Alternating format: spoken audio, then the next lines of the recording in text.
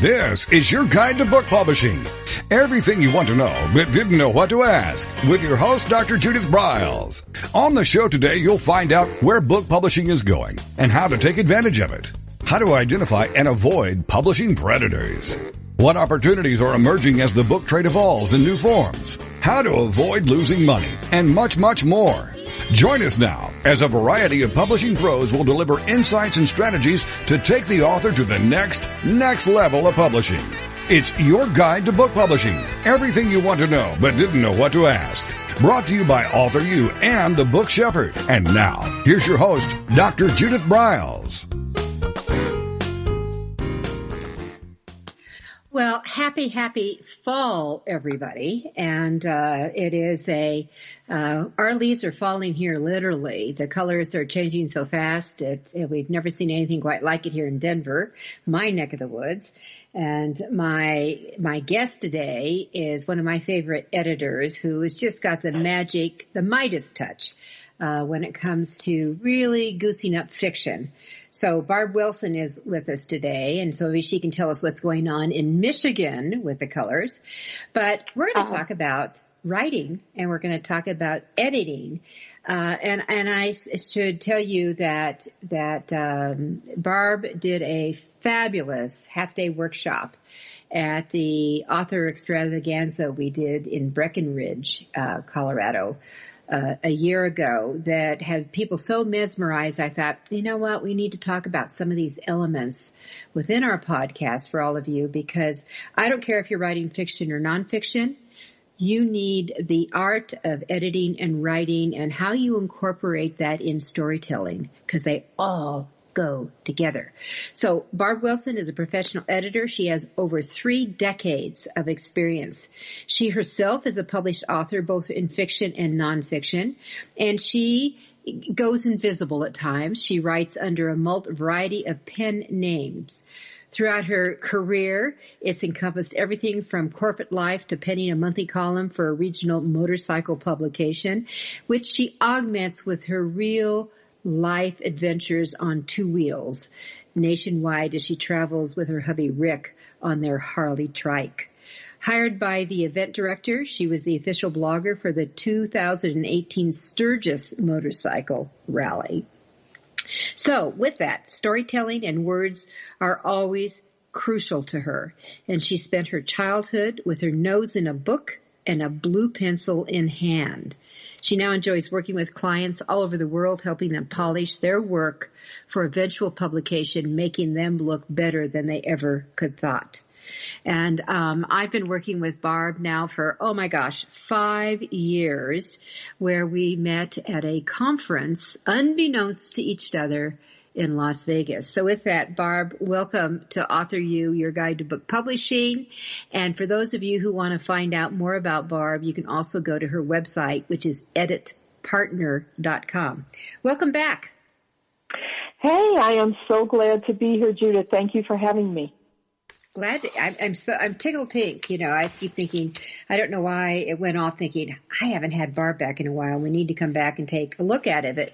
In fact, Barb is going to be doing a workshop for us in November, the first Saturday in November, that you can see her live in action. And if you want to find out information about that, just go to AuthorU-Your.org. It's under events. So Barb, let's talk about editing just in general. What's going on? What changes do you see? I am seeing, in editing, I'm seeing a lot of, I hate to want to say it, but I want to say people are ignoring their editors. Ooh. And I know.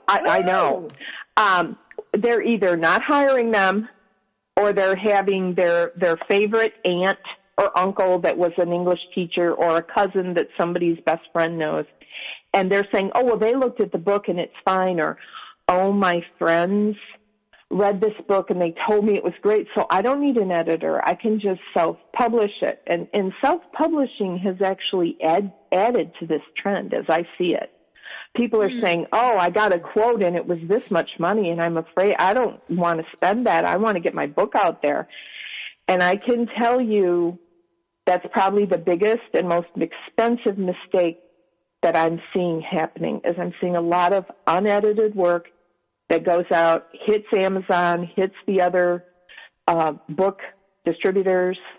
The online publishing industry has exploded, and self-publishing is taking over what a lot of the small presses used to do, the independent presses.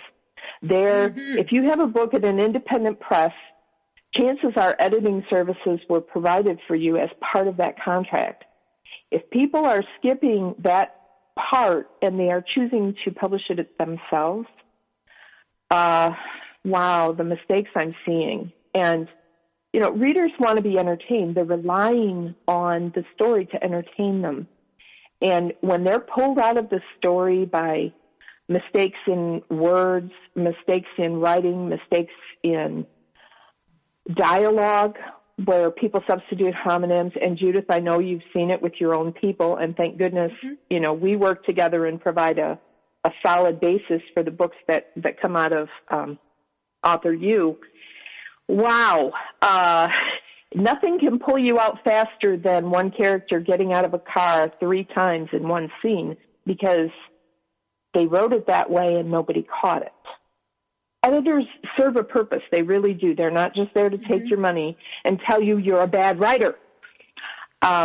Most of the manuscripts I send back, and Judith actually will agree to this, I'm sure, because I work with her hand in hand. I have as many compliments in the writing that I send back as I do in suggested changes. If your editor is not complimenting part of what you do, you had the wrong editor. I agree with that, and I like to see them make suggestions. And I have to go back to what you said earlier. Having your mom or your best friend or your sister or even someone who taught English in high school is a kiss of death. There is a different way. Books read differently, and one of the most common complaints I hear from people I come across is the mistakes, the huge amount of mistakes that are showing up in books, including from New York, Barb, including from New York. But absolutely true. Yeah. Yeah. I want to take just kind of, and I can't believe I'm giving a shout out here, but I had a friend who had picked up Michael Cohen's new book called Disloyal. And so I'm skimming through it. And first of all, that this book is self-published. It's number 1 on the New York Times this week, number 1. And it is truly self-published. The guy can write, and it is not loaded with a bunch of errors that I expected. So shout out whoever he had reading on top of him, going in on it. They get kudos, whoever the mystery person is. Now I've got to go find someone with the book so I can read the acknowledgments. But, and by the way, I read acknowledgments. I like to put, we put our editors' names on the copyright page. You know, book consultant, book designer, cover designer. We give shout outs, even because sometimes we see authors don't do it in their acknowledgments. We make sure it's on the copyright page. It's books that that go out of our office. I love that, Judith, and thank you, because we're literally the man behind the curtain, except nobody ever knows we're there. If editors do their job right, nobody knows we're here. Okay. I know you're there. So, I know you're there, and I'm tickled pink you are. Okay, so things have changed, and it's gotten looser. I don't know if COVID has made things get looser, that people just say, I'm just going to go ahead and push it out and get it out and print on demand and the heck with it, without really thinking behind it that this is a product. You are running a business. Do you want it to look schlocky? I'm just going to put it that way. I don't want a schlocky book. No, and no one will buy a schlocky book if it's full of errors. And, it's funny you'd bring up COVID, because I've seen 2 things as a result of this, and I think they go hand in hand. A lot of my regular clients, and I do have quite a few, have struggled with writer's block because their stress is so high. They have all this going on in their life. And my area of the country was actually affected with flooding in May. Judith and I have discussed that at length. And I have seen people literally mentally shut down to where they can't write. And they're contacting me and saying, free up that week you held for me because I can't produce right now. And the second thing that I've seen happen is people saying, hey, my business has shut down. The place where I work is shut down. I'm quarantined with COVID. I'm going to write a book. And it may take them longer than what they thought, or it may be something they simply dash off in a few weeks. And the next step to them, because they don't know that editing is needed for what they have and they've had friends read it, they simply push the book out there. And I have seen some really bad stuff coming out. Oh, yeah. And now we're into schlock. Okay, so let's jump over and just kind of set the stage what we're going to do this time. We have 2 minutes before our first break here, but can you start? Let's talk about these three elements, really. Of I think it's. Let me just say this: that what do editors not do? What do editors like? It's like, you're not a writing coach. Do some authors think I you will are? not teach people how to write. I won't. And quite frankly, I have handed books back to people and said, this is not ready for an editor. You're not at a stage where I can move forward with you. You need to do this and this and this. And I want you to go out. Coming to a professional editor as an author, you need to be up to date on your craft, as we call it. And writing is a craft. Judith said earlier, writing is a business. It is a business. Yep. The book is your product. It's not your baby. It's not your organ that you have ripped from your body, even though you feel like it might be. You need to have the wherewithal to move forward and take correction if it's needed. An editor will not reshape the book because they have some kind of odd ownership thoughts about your book. Oh, I want to make that book my book instead of her book. No, I write my own books. I want you to so hold I'm that good thought. with that. Great. I want you to hold that thought, because let's come back about editors taking possession. You and I have both seen it. It's AuthorU. We'll be right back.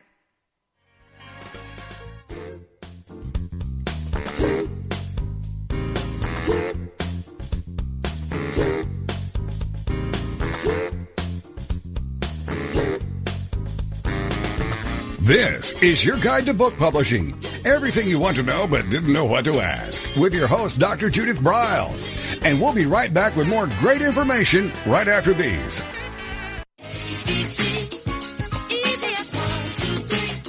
Is there a book in you or another? AuthorU shows you how to create, develop, and publish your book without being hoodwinked. If you already have a book out, you will find a supportive and brainstorming community that is connected and creative, no matter where you live. AuthorU brings in national experts for its book camps and annual AuthorU extravaganza. It has regular meetings and delivers webinars for its members on timely topics. Through AuthorU's extensive network, members enjoy exclusive benefits, including significant discounts for a variety of services necessary to publishing. AuthorU is the premier authoring resource in the country, creating community, education, guidance, vision, and success for the serious author. If you want to create a book that has pizzazz, punch, and panache, AuthorU is for you. Timely author and publishing tips and articles are posted on its social media platforms, and it is free. Discover AuthorU, where authors go to become seriously successful. Join AuthorU today at AuthorU.org.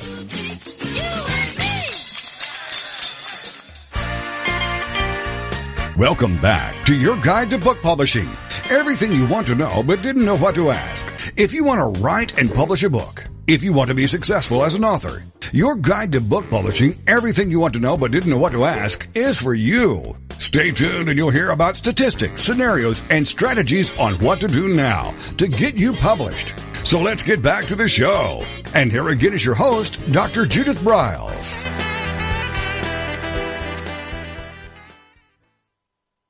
With me is Barb Wilson. She is one of my favorite editors in working with clients. And my disclaimer, I will tell you, she was the initial editor. I actually had 3 editors involved in my latest book, which was my memoir, When God Says No, Revealing the Yes When Adversity and Loss Are Present. And I'm thrilled to say it has already won this year alone 9 National Book Awards. There is a reason why books win book awards, and an editor being in the mix is part of it. I'm just going to say that, Barbara. I want to give you a shout out here. Oh, bless your heart. And I will tell you, frankly, that was one of the most deep, moving, emotionally strong women, strength, hearts, guts, everything. I mean, you talk about notorious RBG, shout out to her. I'm going to say you're the notorious Dr. B after reading that book. Oh, I love notorious. Okay, so here we go. I used to say infamous. I'll take infamous over famous. Okay, so here we go. As we went to the break, I wanted to just really kiss on before we get into some really depth here. But I have seen editors all of a sudden take over a book. And the author whose idea, the concept, and they had the guts to pour out has been lost because it's like this editor that they selected took possession. You know, do you see that happen at all? What maybe should what an author do to make sure that doesn't happen? Maybe that's the question I need to ask. I do see that happen. Thankfully, not with me, because since I'm an author myself, I do respect voice. Mm-hmm. But quite often, I think sometimes it may be a combination of things. One, a rather inexperienced author who doesn't really know how to work with an editor. I've had quite a few newbies that I've had to say, okay, we're going to work together on this project, but it's collaborative. And there is actually a clause in the contract I use that says, at the end of the day, this is your work. I have nothing to do with it. I provide services for a fee. That's it. I see authors who are unsure of how to move forward. And quite often, I will sit them down and say, okay, we need to have a talk about this. I'm a little muddied as to what you're trying to say. Can you explain to me what your plot is? Where are you going with this? Because we need to move into plot space. We need to go away from the mechanics of the editing. We need to go into plot, because I'm not sure what you're saying. There's no under thread here for us to grab, and let's look at that. And that's when I realize I'm working with a pantser as opposed to a plotter, because they say, well, I don't know. I'm just writing what comes into my head. Okay, that might be a problem, and we need to work on it together. Nobody is born knowing how to write. And quite often, we're the first set of eyes. Professional editors are the first set of eyes that see that book. So if the expressions made to you in terms of let's change it this way are not made with a pure heart, you can find yourself in a lot of trouble. As Judith said, the editor will take over the book. But quite often, it's simply because the author doesn't push back. And that's one of the really important things. You know, I'm providing a service for you. And Judith, I know we've bumped heads on projects and we've said, no, this is this, and no, that's that. Yep, absolutely. At the end of the day, I view the work as it being the voice of the author. My job is to clarify that voice, occasionally amplify that voice, and sometimes even play down the voice. We had a couple books. One was actually on pornography addiction and how to overcome it. And I had to go back to the author and say, hey, I think this might have been one of your projects, Judith. I'm trying to remember here. It was, yeah. And I said, you are going to lose your readers here because you're getting preachy. Don't do that. You're giving them help. You're giving some of these people whose lives have been impacted by this addiction hope. You have to be the voice of hope. You're too strong here. Let's downplay it. You know, I know what you're trying to say, but what you're saying right here just isn't working. Let's work on this together and get this through. And nothing is instant. Judith knows this. Let's see, how many books have you had, Judith? You're working on about coming up to 40, aren't you? I mean, for me, I've written 37, but I've worked with over 500 books. And every one is different. Every author is different, but they also have commonalities. And often it's called an ego. That all of you, I know you work so hard on your writing and you think every word is perfect. Every set, it's just perfect. You don't need editing. And I'm going to tell you, and Barb's going to tell you, yes, you do. And sometimes we don't know. I mean, Barb, this has been my experience because I get into the content editing, that sometimes we don't know how much help it needs until we really get into it. You know, we think it may be lighter, and then it's like, holy moly, I'm going to have to dedicate my life to this. And you find yourself, you know, I worry about how to bring up some of these things because, as Judith knows, we're working on projects together, and I'll say, Judith, you know, this isn't what needs to be here. We've got some significant things to work on. Let's go back to the author, and that's where Judith is invaluable. And I'm talking to you authors out there. It takes a lot of courage to sit down and write. You have to know skill. Nobody's born knowing how to write, but this is where Judith comes in because she will help you. She is the shepherd. She will guide you gently towards where you need to go after the book is done. And that's why we make such a complementary pair, because she'll help people find their way to editors.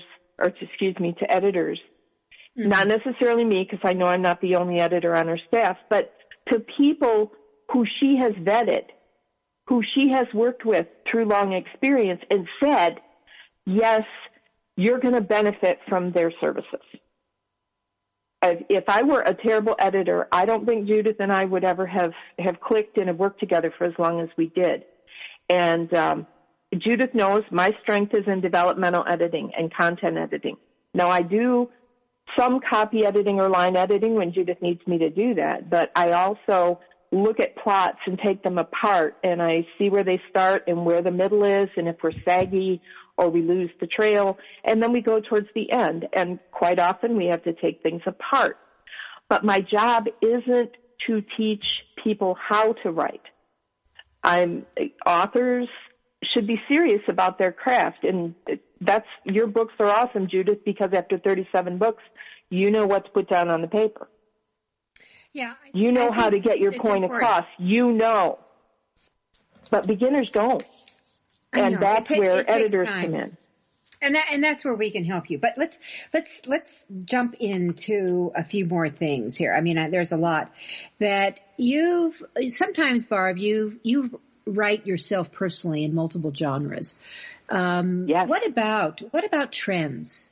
Is there things that an author can do? Maybe they're working on something and I do remember when the vampires, everyone was writing a vampire movie. I was going to gag if I saw another vampire book. But yes. So it definitely was was it a trend? It lasted several years, or was it a fad, which is, flash in the night? So, yeah. I will say I do a lot of romance editing, and I will say there's always a trend that's popping up. For a while, there was the SEAL, the Alpha heroes, the Green Berets, the Special Forces, whatever. Trends do come and go. In nonfiction writing, the trends tend to be longer and stronger, I think. And I will name a trend. I'll call this out. This is my interpretation of a trend. And Judith, you tell me if you agree. Marie Kondo. Oh yeah, we're going to declutter ourselves to death.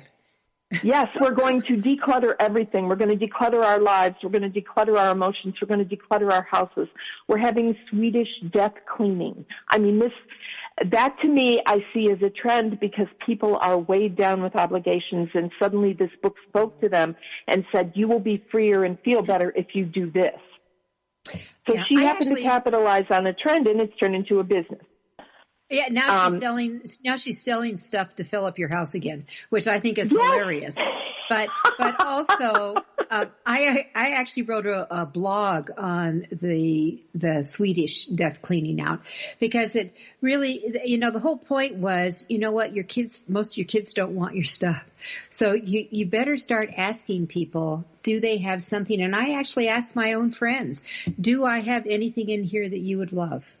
that I want to put a sticky note on the back of to tell my daughter, who will be my executor, give this to so-and-so. And like I had a friend who, I love the scene, the landscape you have of the geese. And I said, fine, Peggy, it is yours. And so Shelley knows Peggy gets that. Just tell her to come over and haul it off the wall. But that I think that we all should be doing that. And if Maria Kondo came into my office, she probably would have a cardiac arrest.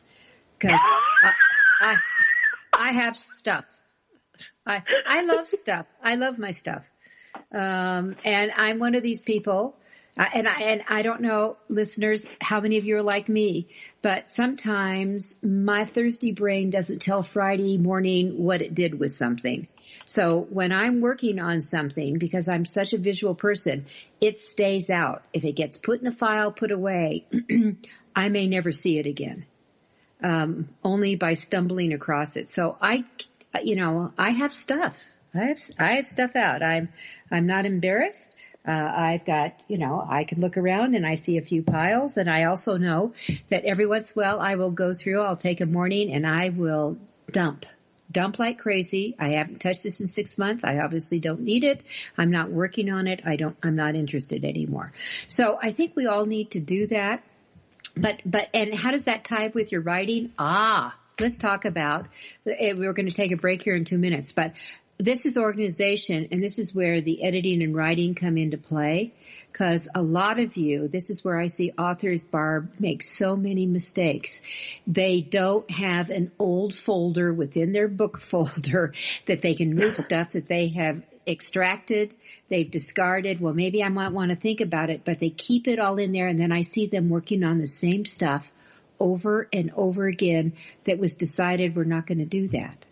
We're working on, it's stunning to me how I see people, writers, authors get stuck because they don't move things.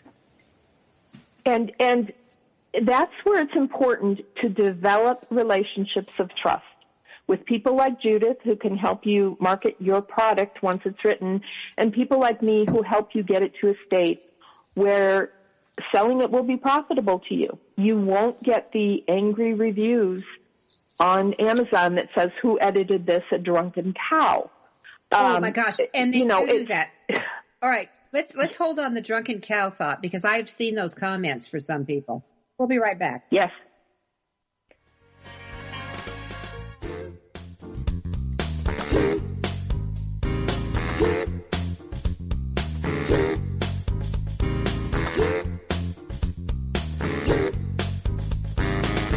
This is your guide to book publishing. Everything you want to know but didn't know what to ask, with your host, Dr. Judith Briles. And we'll be right back with more great information right after these.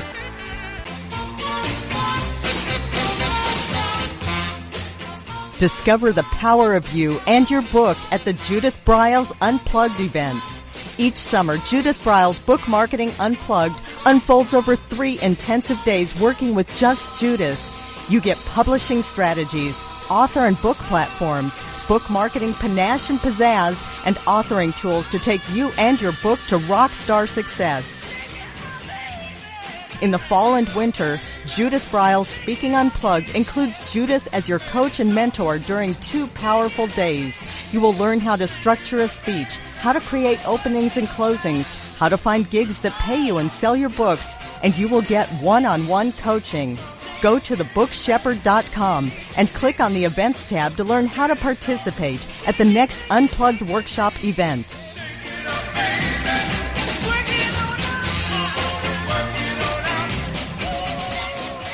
Congratulations on getting your book published. The effort you put into your work is truly commendable. But what's next? What will happen to all the knowledge you have worked so hard to acquire to produce your book?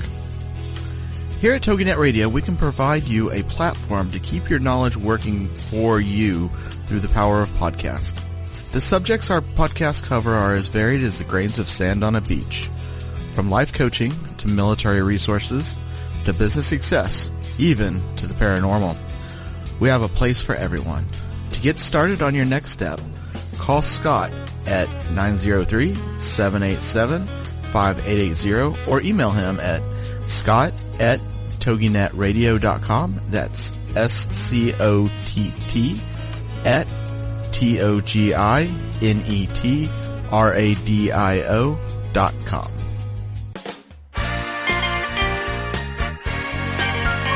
Welcome back to your guide to book publishing.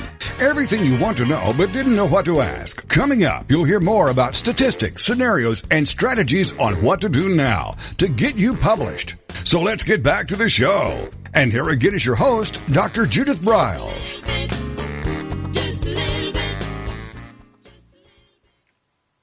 All right, with me is Barb Wilson, and we're talking about a variety of things, but it's all about writing, and it's about editing and really getting your act together before you engage both really a book shepherd, getting your act together, and an editor, bringing that into play. Barb's website is editpartner.com, and I think there is a process for writing. I have people say, well, if you just look at a chapter on this and see what you think. Usually a chapter doesn't tell me. It's going to tell me if you're a bad writer very quickly.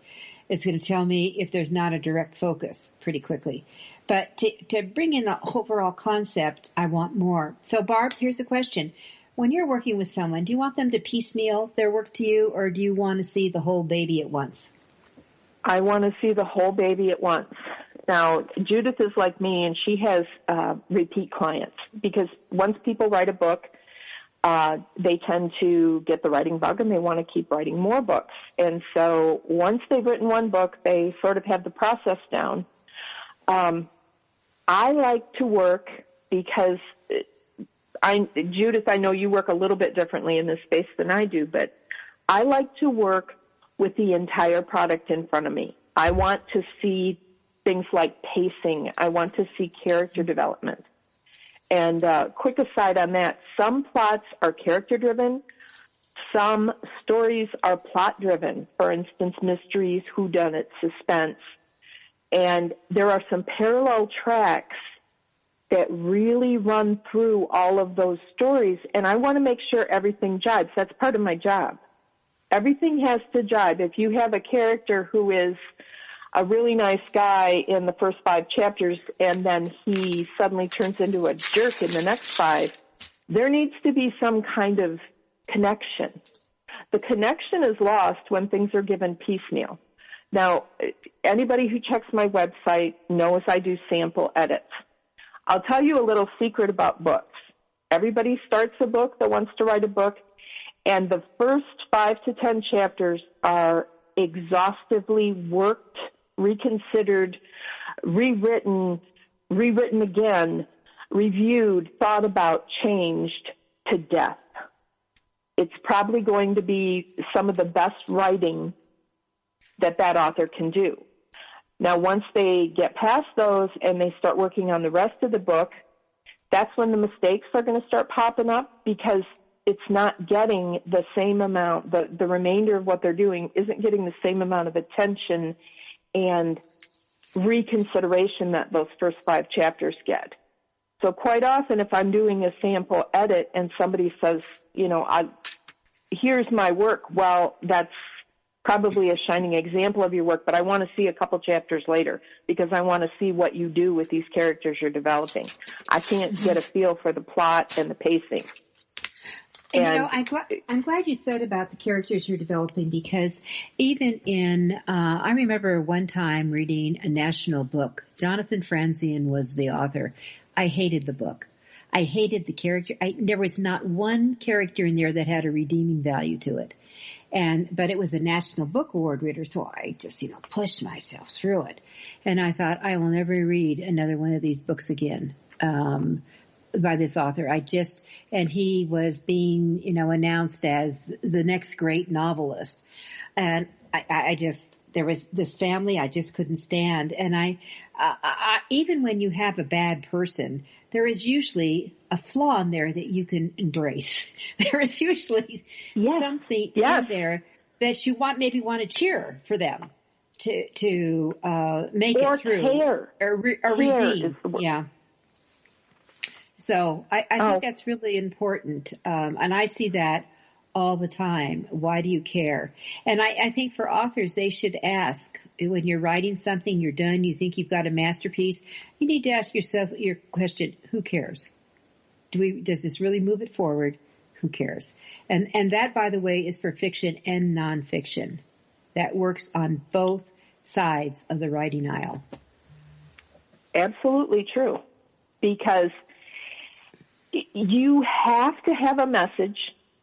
You have to have a purpose in writing that book. But at the end of the day, unless it provides eternal youth, I'm not sure anybody's going to care about it 5 years or 10 years later. Remember what Judith said earlier. Writing is a business. Your book, your story, your short stories, your novels, your novelettes are products. And at the end of the day, if you write something that the public doesn't embrace, it's going to be hard to accept unless you view your writing as a product. Now, write what you want to write. And Judith, you'll agree with me on this, I'm sure, since you've written so many books. If you have a book in your heart that needs to come out or a tale that you want to tell that tale. And for heaven's sake, we talked earlier about trends, don't follow them. I have had people contact me through my webpage and say, what kind of book sells best? That's what I want to write. Well, your readers that buy those books say everybody's crazy about paranormal space aliens with, I don't know, multiple wives, reverse harems or something I'm seeing in the romance genre right now. It's really hot, and it's women who have multiple male partners. And I'm seeing a lot of those come out, and people are writing them, but you can tell the people who are reading those books are sophisticated readers, and they understand how those stories are supposed to work because at the end of the day, they're largely tropes. If a person does it and they're not invested in that story and it's not important to them, that comes across in the writing. If you are just writing for the money, believe me, your readers will know, and they will be very harsh in their criticisms. I have even seen on really famous authors' website, it's like, well, she just churned this one out, no biggie, not really worth it. Harsh reviews. Was it warranted? Maybe, I don't know. I may not have edited for that person, and I don't know what's going on in their head, but once you have, especially if it's a continuing string of characters, you have characters that you re-engage with over several books, it's probably really easy to just turn on your brain and put out a 50,000-word book, and maybe you're not telling the story you want. This is where your editor sort of pulls you back and says, wait a minute, what happened? The magic's not here. Let's talk about this. Are you sure you want to do this? Mm-hmm. If you have family and friends read those books first, don't expect them to be truthful either, because they won't. Oh, they don't want to hurt your feelings, and they love you. You know what? I'm so glad you brought that up. Excuse me. Your family and friends are not your focus group. They're not your beta group. They're not any of that. You have to, and I have gone around and around with so many authors who absolutely believe that's where it starts. No, it doesn't. You have got to get people who buy your genre, that are interested in your genre. That's where you're going to get the really viable, valuable input all of you need. And it's really crucial. It is just so crucial. I know when I want to hop over and I want to throw a word, a phrase, and have Barb dig into it called word blind. But that I know with my own memoir, When God Says No, that I had, because it was for people who are hurting. And it's not a be religious type thing. But I actually had, it was more in the spirituality line, but also goes through some of the god-awful ups and downs that I personally have gone through. And I had both a rabbi and a minister read it because I know people, because of the title, are going to pick it up. And what was their response? They gave fabulous endorsements. But it's just important to understand what avenue you're going down, all of you. and again, this is for fiction and nonfiction, who is exactly your reader? Because if you're not imagining your writing to ease their pain, and remember, for fiction, their pain is, I want to drop out for a few hours. I'm looking for entertainment. That's how this is done. And if you don't grasp that, you're going to stumble a lot more than you need to. I think both Barb will agree with me on that. Oh, absolutely. And Judith, your book, you ripped your life open and poured it out on a page with words. Oh, I actually had someone say, do you really want to reveal this? Okay, let's drop into word blind. Word blind. How do you prevent it? What is it, and how do we prevent it? Well, I hate to sound like a repeat Rhonda here, but you hire an experienced editor. A couple things I use that phrase to refer to. One is you have a favorite phrase or a few favorite words that you use to describe everything. Oh, I know. Oh, it's great. It's really great. Really great. Oh, it's very really awesome. He was exquisite. He had muscle torso. We talked about muscle torso on every page. It is muscle torso. Okay, no, let's not talk about muscle torso. Let's find different ways to describe things. Mm-hmm. If you're overusing a phrase, if you're using something over and over, or you're saying it the same way, your readers are like, wow, they're like a one-trick pony. What is this? Somebody should have caught that. And the second thing I use word blind to mean is when someone is writing a book,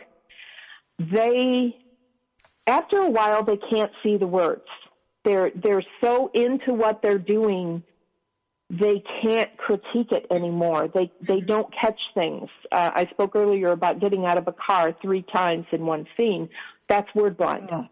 Where you write a little bit and you put it back in the main manuscript. Judith, you talked about those little bits and bobs that go in folders and people work on them. And, I had this great scene over here and I'll just put that in. Well, they don't really see how it fits with the whole. So they go word blind. It doesn't, it doesn't arc. Yeah. It doesn't arc. We're gonna have one more commercial coming up, but I give a list and I actually go through a count. I told one author just 2 weeks ago, do you realize that you use the word so 123 times? Oh, yes. I do that as well. I will say you have used this word or this phrase, 67 times in a 100-page book. All right. Yeah. We're going to be right back. With us is Barb Wilson, and we're talking your writing.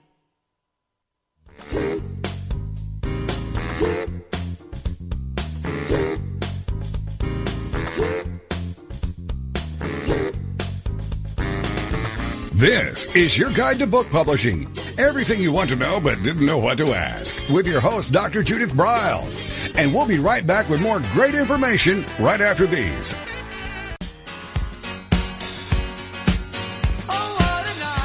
Are you confused about publishing options? Do you know which printing option is best for your book?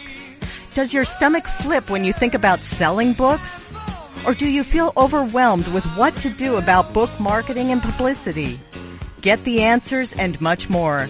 Get them and from someone who knows publishing inside and out from both the traditional and independent sides how to make a successful book. You can't do it alone without paying the price. You can spend your money creating a book that turns out to be so-so, or you can create a book that looks and feels classy, builds your brand and platform, and is a success, a bestseller. It is your choice. You choose. If you want author and publishing success, you want Judith Briles as your book coach. Sign up for her weekly blogs and e-zine at thebookshepherd.com.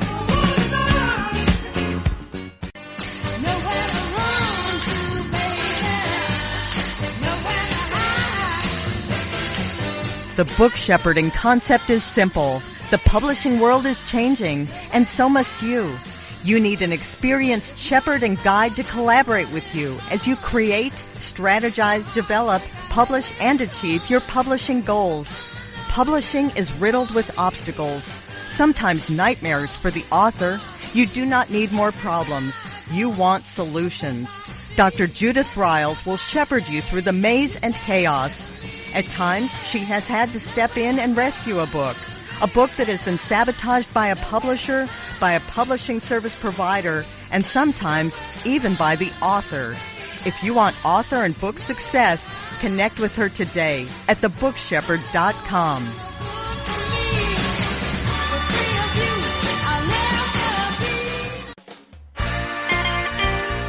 Welcome back to your guide to book publishing. Everything you want to know but didn't know what to ask. If you want to write and publish a book, if you want to be successful as an author, your guide to book publishing, everything you want to know but didn't know what to ask, is for you. Stay tuned and you'll hear about statistics, scenarios, and strategies on what to do now to get you published. So let's get back to the show. And here again is your host, Dr. Judith Briles.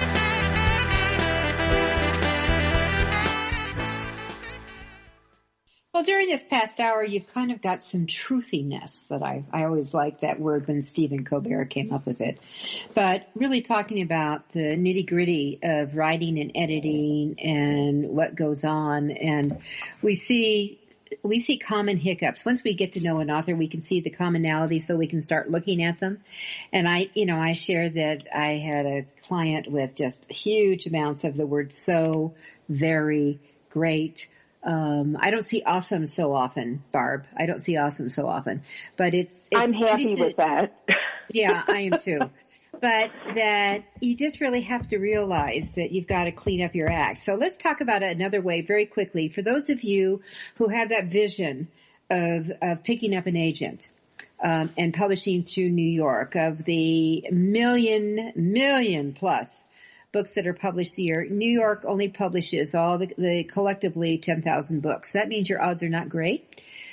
So that there's a lot of really fine manuscripts that get turned down. So you got to make yours extra fine, like extra large.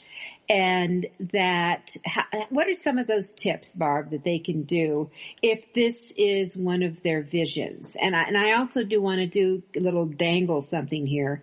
That would be plan A. I absolutely believe that you need plan B, which would be, okay, let's say no one, sneezes at me in 6 months. What are you going to do? You're going to do it yourself. You're going to learn how to do this yourself. Otherwise, you're going to be out here in la la land, not getting anything done. All right, Barb, what do you want to add on to make us to have pitch perfect? Pitch perfect. Mm-hmm. There are books and books and books, and some of them have been written by our very own Judith Briles about how to properly compose a query letter and how to get an agent or a publishing house's attention. And I can't recommend them highly enough because Judith has been through that process. She began as a New York published author. She's worked with this. She's been down the road. She's very full of tips and tricks about how to get their attention. We are very fortunate right now to live in an age where information is available at our fingertips, either on the internet or through Amazon, one click, whatever. Go out and learn your craft. And I mean mechanical writing. Learn how to write. There are books on that. Again, some written by Judith. Make sure whatever query letter you're writing is appropriate. In other words, these people are busy. I once had a client ask me to take a look at their query letter. Their query letter was 8 pages single-spaced. Oh, it's never going to get read. I said, oh, no. She said, this is important. It's about my story. I said, your story's important to you. The people reading this don't know you from a hole in the ground. You need to catch their attention, and you need to get them with your manuscript, not your query letter. Learn how to write a query letter.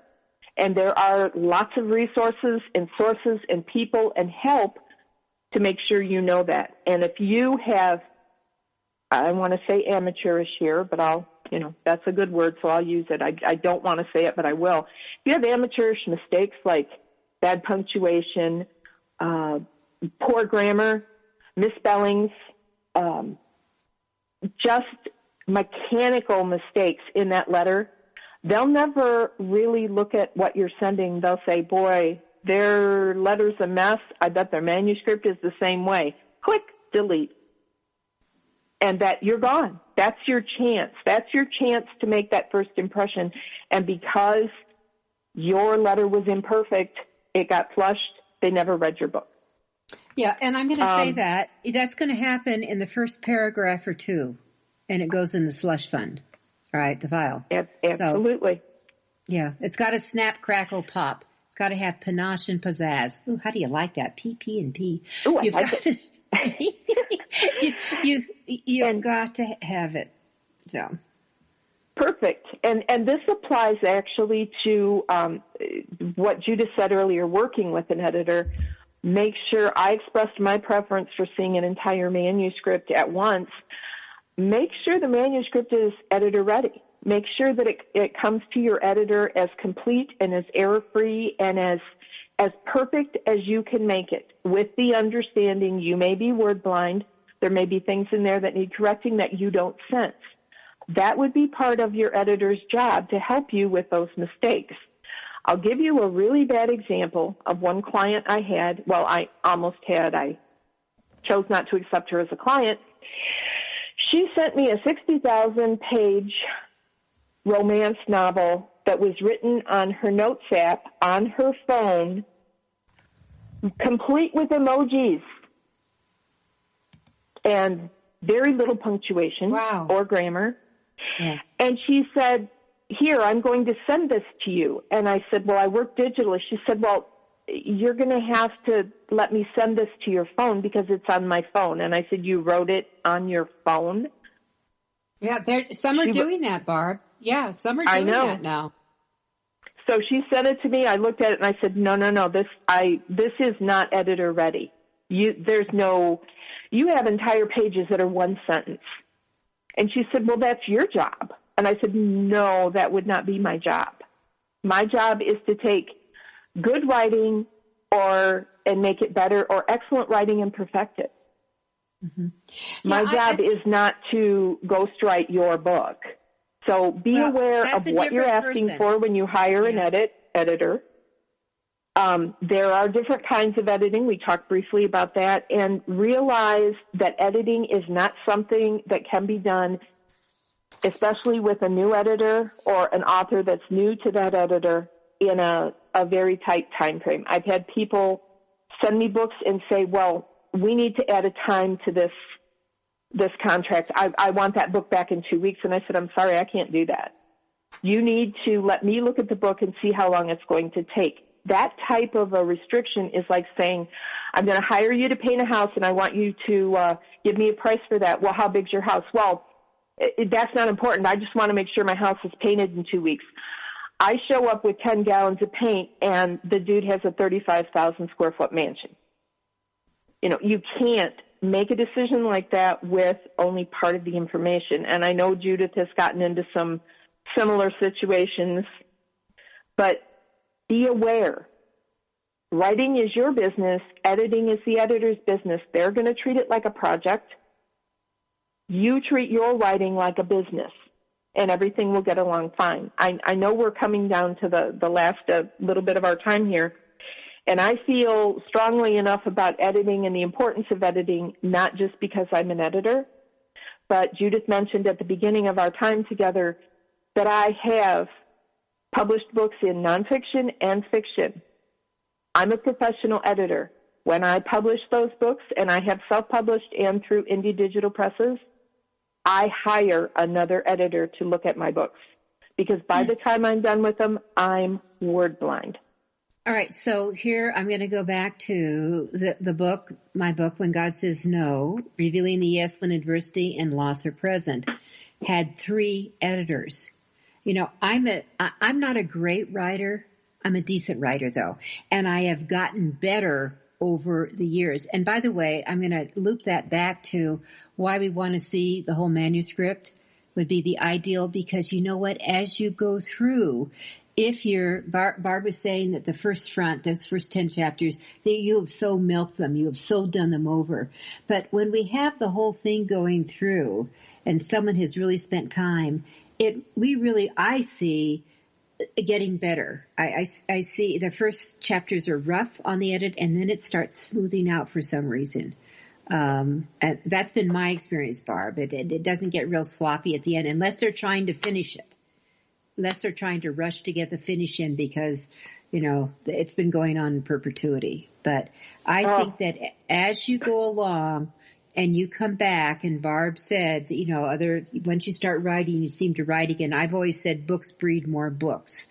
That you'll find when I look at what I first wrote and published in 1981 and my methodology of writing and the communicating and my stylism, it's like, who was that person? Who did that? And that you will just get better as you go along. You have to keep going on it and trust that it's there. And I think the other thing, Barb, we both kissed on, and just to reinforce that the job of an editor is to make you look better. That's their job, to make your writing shine, to make it soar, to help you connect. Absolutely. I like to say that my job is not to write it or create it. My job is to polish it so that it is perfect. Similar to coal mining. Mm-hmm. There you go. It may be not pretty in between.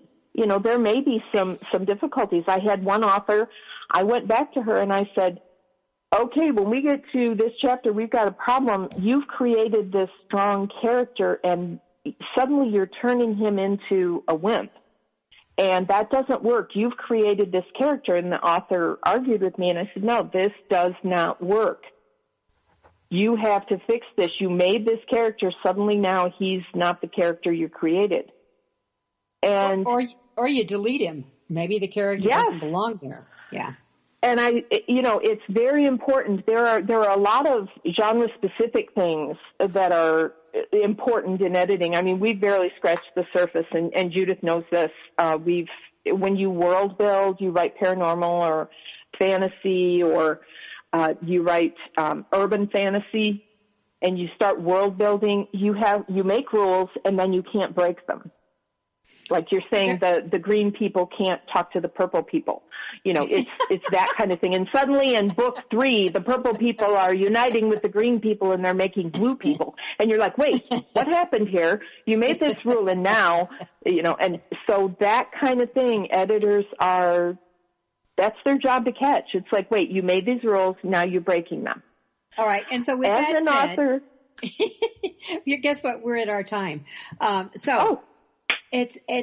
think it's okay to break rules at times, but you just need to set up the rules so that can be done with the process. So, all right. So thank you to Barb Wilson for being with us today. We'll be back with you next week with more tips and more tricks to make you and your publishing soar.